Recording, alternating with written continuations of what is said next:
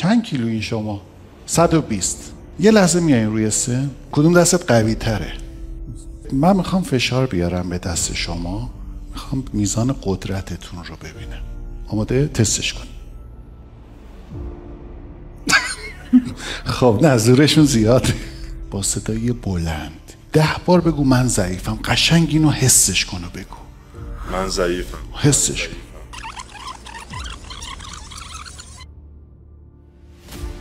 حالا 10 بار بگو من قویم.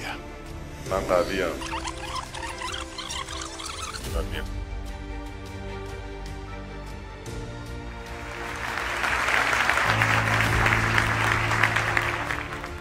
کلام تأثیر میذاره، کلام جادو میکنه، قدرت میده. مراقب باشید چی میگید، مراقب باشید با چه قدرتی سر و کار دارین. فکر نکنید یه چیز الکیه، حرفه، قدرته.